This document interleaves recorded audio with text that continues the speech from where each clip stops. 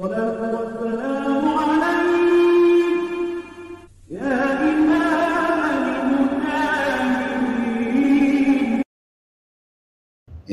Nabi Sulaiman itu kaya sekali.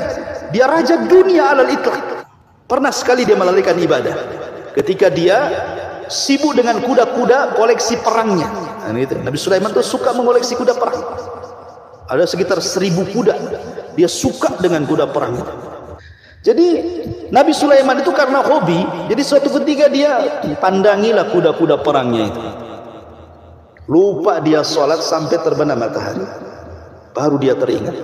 Gara-gara terlalaikan dengan 1000 kuda perang itu, akhirnya dia sembelih keesokan harinya dan dia mengatakan, ya Rabb, gara-gara 1000 kuda inilah aku dilalaikan untuk beribadah kepadamu. Disembelih semua, bagikan kepada fuqara wal masakin. Dari sini ada kaidah apa? Man taraka syai'an lillahi awadallahu khairan min. Barang siapa yang meninggalkan sesuatu karena Allah, pasti Allah akan ganti sesuatu itu dengan yang jauh lebih baik lagi. Sebab ketika Nabi Sulaiman menghilangkan kuda-kuda itu, menyembelih dan membagikan kepada fuqara wal masakin, Allah ganti kuda perang itu dengan apa? Dengan cara menundukkan awan kepada Sulaiman. Angin ditundukkan. Ya. Cepat mana naik angin apa naik kuda? Naik angin lah kan itu. Set sudah di mana naik angin itu? Naik kuda lama lah, belum ngasih makannya, belum ngasih angin, nggak dikasih makan. Maka Allah berikan yang terbaik. Makanya kenapa? Kalau kita meninggalkan sesuatu karena Allah, pasti Allah akan berikan yang jauh lebih baik. Seperti kisah anak muda yang dulu saya ceritakan kan, nemu tas gitu ya, kemudian isinya kalung. Rupanya pas dia dalam hatinya ingin memiliki kalung tersebut, dia mengatakan ini bukan milikku, ini bukan hakku. Maka dia simpan. Rupanya sebentar kemudian ada seorang kakek ngaku bahwa dia kehilangan barang. Rupanya betul barang itu kakek dikembalikan. Ketika kakek itu hendak memberikan imbalan, dia mengatakan tidak, aku hanya mengambil imbalan dari Allah. Padahal pada awalnya ingin menguasai itu, tapi karena dia takut kepada Allah, enggak jadi. Nah, ketika kakek itu hendak memberikan imbalan dengan sangat besar, dia pun tak mau, padahal dia sedang kesulitan tuh. Dia tidak mau. Mudah-mudahan Allah yang membalasnya.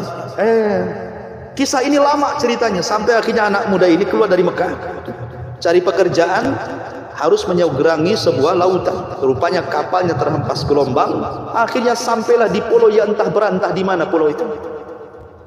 Ketika dia terbangun, datang waktu fajar, subuh, gelap-gelap kan itu. Maka dia masuk ke dalam kampung tersebut, rupanya ada sebuah masjid.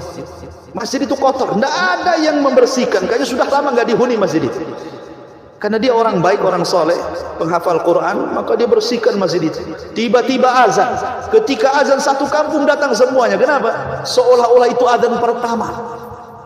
Karena masjid itu pernah diazani kotor gitu ya. Ketika dia azan, satu kampung datang. Ya itulah kan kaget gitu ya. Kok ada suara azan? Karena biasanya kalau suara di pagi-pagi kan masih gelap gitu ya. Sehingga kalau dia bersuara kan kemana-mana. Lain kalau siang. Siang itu banyak suara-suara ya, sehingga tidak terdengar. Tapi kalau gelap-gelap, pasti suara akan kesana kemari. Apalagi suara dia lantang dan indah. Akhirnya kemudian anak muda ini sholat.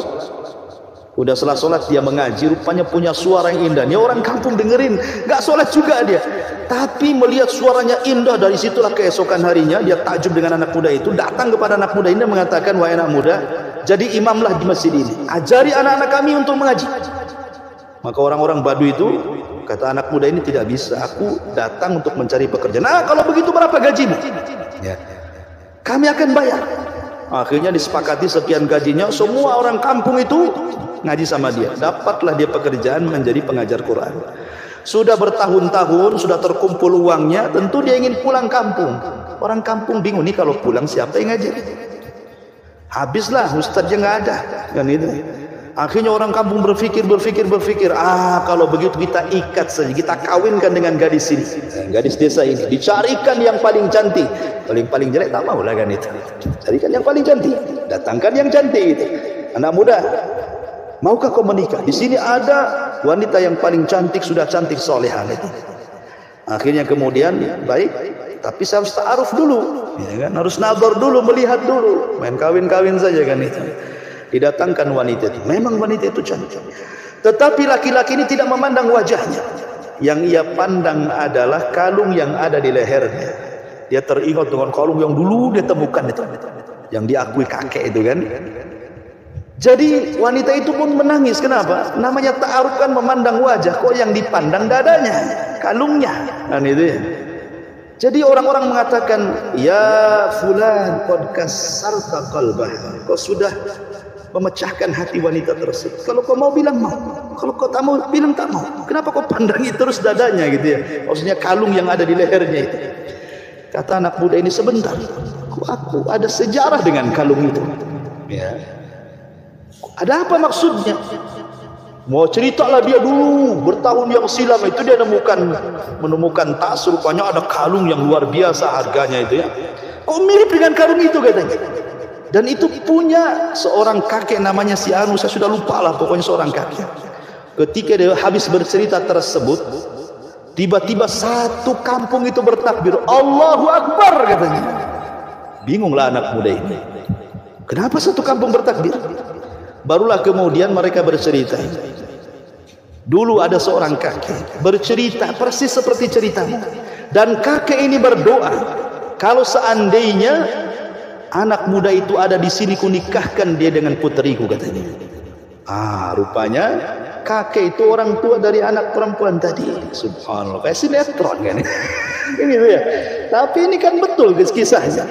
Akhirnya kemudian menikahlah laki-laki dengan wanita tersebut, punya 2 anak.